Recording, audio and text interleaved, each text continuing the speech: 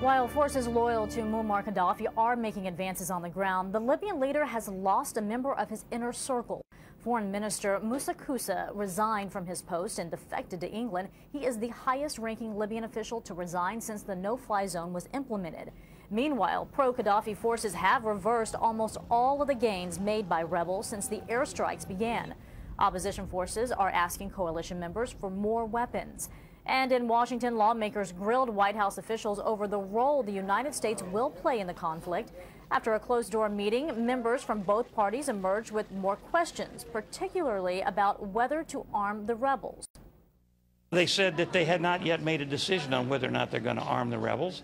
And that's another thing. Why haven't we made some plans or had some long-term plans before we went in there?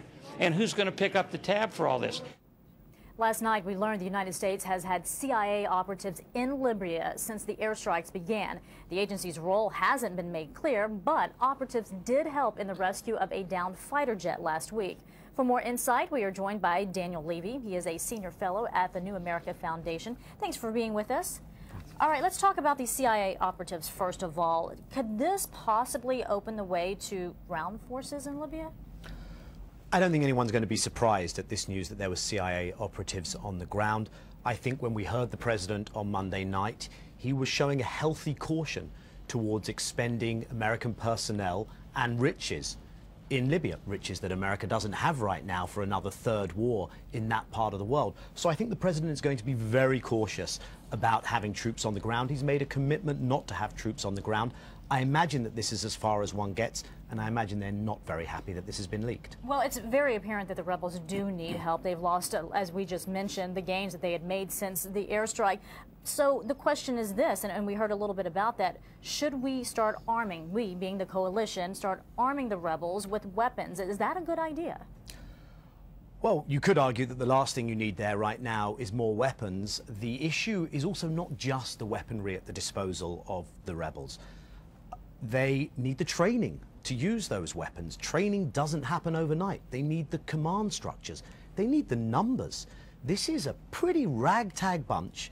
Some are ex-military, some are people who've defected from Gaddafi's army or reservists, but many of them are students, young professionals, full of enthusiasm, but not really hardened fighters. There is a concern, of course, as to whether there might be more extreme elements. Yeah, I wanted to ask you that because a top NATO commander said that a small number of the rebels may be involved in Al-Qaeda or Hezbollah. This obviously is a major concern, right? Well, I think it may be an overblown concern. I tend to think that if there were a serious cohort of hardened fighters who'd been in Iraq, been in Afghanistan, come out of Al-Qaeda training, you imagine they'd be putting on a better show than these rebels have been putting on so far, really, as fighters. So while there is a likelihood that you're going to have pious, devout Muslims, probably some with those leanings, but I don't think there is an organized Al-Qaeda presence in those ranks. The fear is that you create chaos and you create ungoverned areas, and perhaps by pumping more weaponry in, you do create conditions where Al-Qaeda could get a foothold, and that might spill over into neighboring countries as well. So then what is the solution? If the airstrikes aren't working as well because the rebels have lost the ground they had gained, you say it's a ragtag group, they're not equipped, they are not organized enough for weapons, then what's the answer? Well, I don't think there have been any good options from the beginning, Betty. I think the situation we're in today, the president has the following choices. Number one, and it's always a temptation, mission creep. Get more involved, arm the rebels, perhaps send troops onto the ground. Then you begin to own this situation. Then you really do begin to see America engaging in a third war.